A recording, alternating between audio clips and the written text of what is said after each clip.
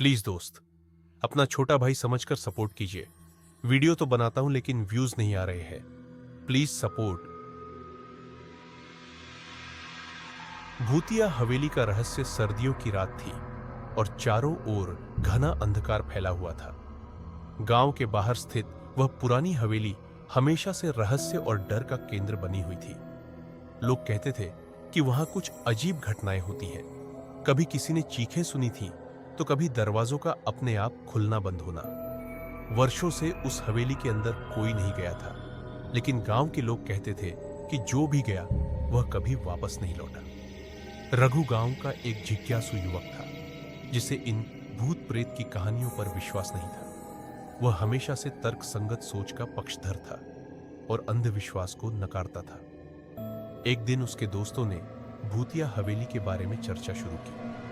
दोस्तों ने बताया कि हवेली में जाने वाले लोग गायब हो जाते हैं या कुछ भयानक अनुभव करने लगते हैं जिससे उनका मानसिक संतुलन बिगड़ जाता है। रघु ने इसे महज अफवाह समझा और ठान लिया कि वह हवेली के रहस्य को उजागर करेगा। मुझे यह देखना है कि यह सब सच है या बस लोगों की कल्पनाएं, रघु ने अपने दोस्तों से कहा। सभी ने उसे मना किया, लेकिन रघु ने उनकी एक न सुनी। उसने कहा, मैं आज रात उस हवेली में जाऊंगा। जो भी हो, मैं सच्चाई सामने लाऊंगा। रात का समय हो गया। हवाओं में एक अजीब सी सर्दी थी, जैसे कोई अदृश्य शक्ति उसे रोके हुए हो। रघु ने अपने साहस को समेटा और टॉर्च और एक पुराना खंजर लेकर हवेली की ओर चल पड़ा। जैसे ही वह हवेली के पास पहुंचा, उसे एक अजीब सी घबराहट महसूस होने लगी। हवेली के दरवाजे पर जंग लगी कड़ियां और टूटी हुई खिड़कियां उसे और डरावनी बना रही थी। रघु ने दरवाजा खोला और अंदर घुसते ही एक भारी सन्नाटा महसूस हुआ। हवेली का हॉल विशाल था, लेकिन चारों ओर सिर्फ धूल और मकड़ियों के जाले थे। उसे हर कोने से किसी की नजरें अपने ऊपर महसूस हो रही थी। टॉर्च की रोशनी में उसने दीवारों पर अजीब चित्र और पुराने फर्नीचर देखे जो अब सड़ चुके थे। हवा में एक अजीब सी गंध थी, जैसे कुछ बहुत पुराना और मरा हुआ। चलते चलते रघु को एक सीढ़ी दिखाई दी जो ऊपर की ओर जा रही थी। उसने सोचा कि शायद ऊपर कुछ सुराग मिल सके। जैसे ही वह सीढ़ियां चढ़ने लगा, उसे पीछे से किसी के कदमों की आहट सुनाई दी। उसने पलट कर देखा, लेकिन वहां कोई नहीं था। उसकी धड़कनें तेज हो गईं, पर उसने खुद को शांत किया और ऊपर की ओर बढ़ता गया। ऊपर पहुंचकर उसने देखा कि एक कमरा था जिसका दरवाजा आधा खुला हुआ था। उसे वहां से हल्की सी रोशनी दिखाई दी।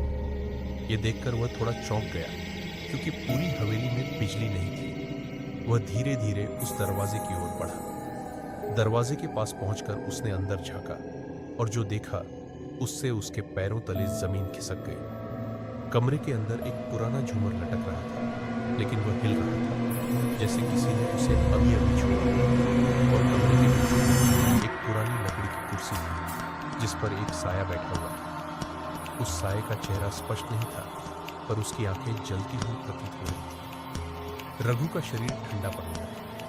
वह समझ नहीं पा रहा था कि यह सच है या उसकी आंखों का धोखा। अचानक उस साये ने रघु की ओर देखा और कुर्सी से उठा। उसकी चाल बेहद धीमी और भयानक थी। रघु के पैर जैसे जमीन से चिपक गए थे और वह हिल भी नहीं पा रहा था। तभी वह साया धीरे धीरे रघु के पास आने लगा। जैसे जैसे वह करीब आता गया, उसकी आंखों में एक अजीब सी चमक और क्रोध बढ़ता गया। रघु ने भागने की कोशिश की, लेकिन वह हिल भी नहीं पा रहा था। अचानक हवेली के चारों ओर की खिड़कियां खुद ब खुद बंद हो गई और दरवाजे जोर से धड़म से बंद हो गए। कमरे में घना अंधकार छा गया और रघु को महसूस हुआ कि उसकी सांसें रुक रही हैं। वह साया अब एकदम उसके पास था और उसकी आंखों से भयानक नफरत झलक रही थी। रघु ने अपनी पूरी ताकत से भागने की कोशिश की, पर उसकी टॉर्च गिर गई और अंधकार आखिरी बार रघु ने अपने चारों ओर देखा और अचानक सब कुछ शांत हो गया।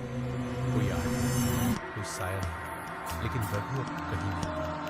सुबह गांव के कुछ लोग रघु की तलाश में थे। जब वह रात भर वापस नहीं आया, तो लोगों को चिंता होने लगी। वे लोग उस भूतिया हवेली के पास गए और उसे तलाशने लगे। हवेली के अंदर उन्हें सिर्फ रघु की टॉर्च और खंजर मिली, लेकिन रघु गांव में फिर से वही कहानी दोहराई गई। जो भी उस हवेली के अंदर गया वह कभी वापस नहीं आया।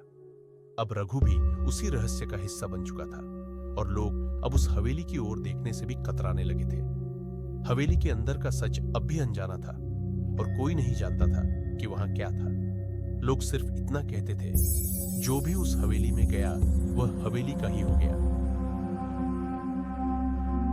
Please subscribe channel.